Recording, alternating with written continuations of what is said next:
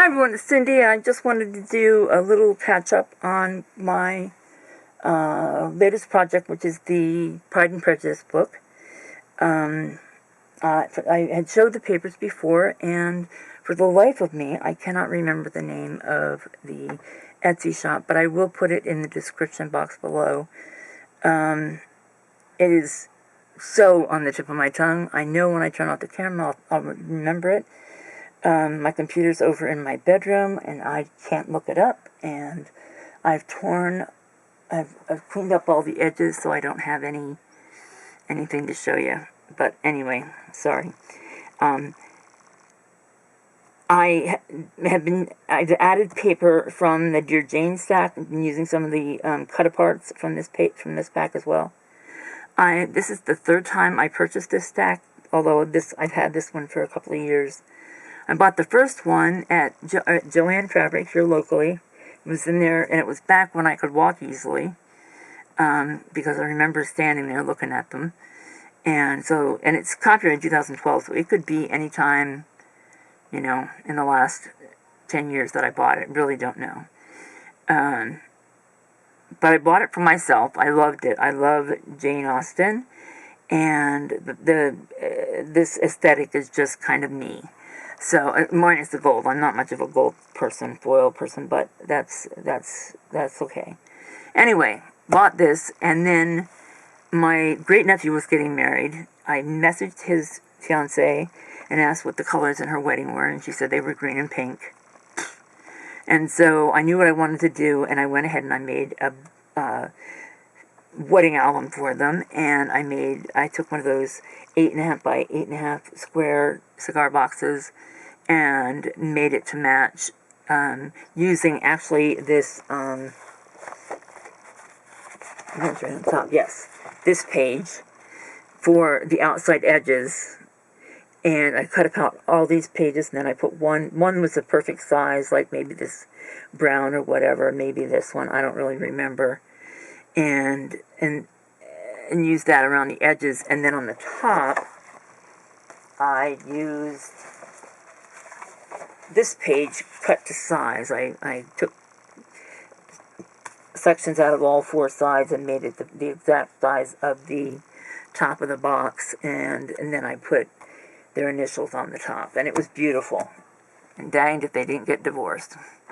So I don't know what happened to that.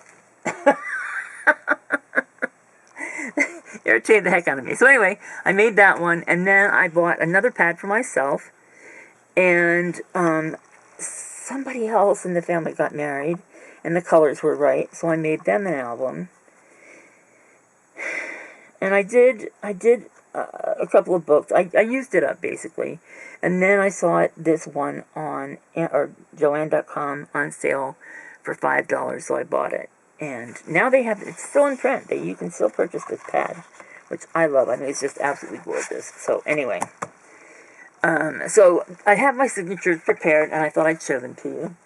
I wanted to show this to you as well, to show you just how well they combine. These are the pages that I didn't use in the book, although I think somehow this and this are going to be incorporated to meet the front of the book, along with however much of the frame as I can make work. And then I'm going to use these on ephemera somehow, or even just decoupage on pages. I don't know. I just don't want to not use them. They're so pretty. So, yeah, you can see it's just a really good match. So, that's that plan. Here's my 3 signatures, and I'll just do a quick flip through. So, there's some tea-dyed paper that I made using a vinyl lace placemat, and one of the pages from the book. And I'm going to do some stenciling and whatnot on these blank pages, maybe some stamping, and maybe that'll be where I do some of that collage. We'll see. I'm not sure exactly how I'm going to do all those. Just haven't done it yet. So, some vellum. And I have some ideas for that as well. And then there's tissue paper, which they shouldn't be together. They aren't in the other signatures, I don't think. But we'll rearrange that. And some ledger paper. And there's another page, and that one's, I think I got my book upside down for you. So we're going through it backwards, but that's okay. Doesn't make any difference. And music, and some, that's tea-dyed copy paper. And then the center of the signature will be this beautiful page from the paper stack. And again, more blank pages, and I'll just show you the pages that are in here from the collection. And I think I've worked out, I just have to make sure I put them in that way. So this is the other signature, and I just wanted to show you the silhouette. And then the center of the signature will be this beautiful toile type page. And then there's this one, which I'll start it right side up, I think. Yeah. So this would be the first signature, and then the middle, and then the last. And I put, oh, see, they are together. So I've got some tweaking to do here. And this actually starts the book. It is a truth universally known. And then the center will be this really pretty red, almost like a, I like that way. So yeah. Then I wanted to show you some of the ephemera I've been working on. I dug out some stuff that was, I have a big sack of unfinished tags and whatnot. And so this was actually a new piece that I made. Gail Gosnelli did one of these. She had learned it from Rachel from Roxy's Creations on YouTube. And it's just a window envelope. Mine actually had 2 windows that I worked with. Sometimes they usually just have 1. But this is what I did. And then these are papers from Dear Jane stack. And little bits of odds and ends. And one of the pieces of ephemera from that stack. And the thing is, this is a pocket. And you put this on the edge of your page. Let me show you from my idea book, which I'm just getting started on. So, this is how you put it in there. And you have, and there's room for a tag. And you should really decorate your tag so that something pretty shows through the window. But I'm just getting started on putting my ideas, my borrowed ideas into the idea book. It's a piece I'm working on that I'm stealing from Pam at the Paper Outpost. So there's that piece. This was actually a piece I got in some Happy Mail from my friend Pat a while back.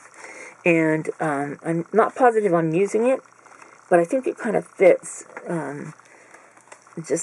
Even though there's no purple in the book, I just like the whole botanical vibe with, the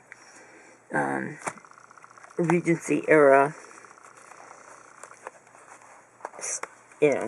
So there's that one.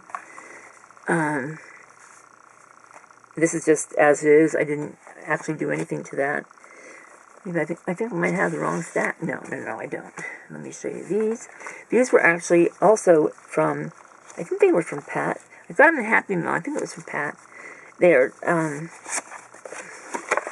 pieces of, fake mail.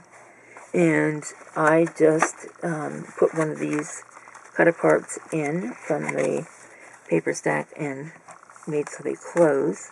So there's 2 of them, and I put the fine gentleman and a fine lady on the 2 of them. And then I wanted a 3rd piece for the other signature, so I just sort of whipped up my own for that, if I can put my hand to it. Should be in this file. Yes, here it is.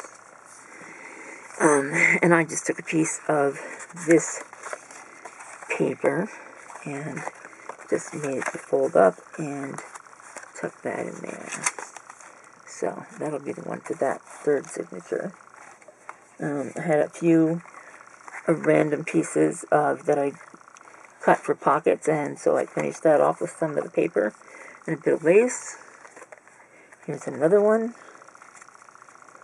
And I believe, no, that's just a piece of paper. I do have a third one. Yes. Here's the third one. So those are 3 pockets to go in the book. And like I said, I just have some random pieces that didn't necessarily have to be altered to just go in the book. So there's that. And those. That one. And then others I did alter a little bit. I had these 3 little envelopes that I had made from wallpaper. And I just decorated those with some of the, actually these were cut apart. This was a scrap that had this from that letter page, I think, that I showed in one of the signatures. I just decorated a few of these semi-similarly. They're not identical, which is good. I did a couple of pages that I had some texture paste on, and so I did those. I have a few others that I need to do yet, and so I think I'm in pretty good shape for tags and pockets and whatnot. There's an extra pocket. I'm not sure why I have it, but anyway, there it is. And then I've had this for a long time. I bought it on sale on Etsy. It is a rub-on, and it's just too perfect. I'm not sure where I'm going to use it, but I'm definitely going to be using it to put it in the book somewhere. So, have that. And like I said, I'm going to use these pages, and I have, I just purchased Mrs. Cogg's Pride and Prejudice cut-aparts. There's 12 little images, and I'll be using them in the rest of the ephemera. So, yeah, that's what I'm doing with this book. So, hopefully by the next time you see it, it'll be done. Please like, comment, subscribe. See you real soon. Thank you.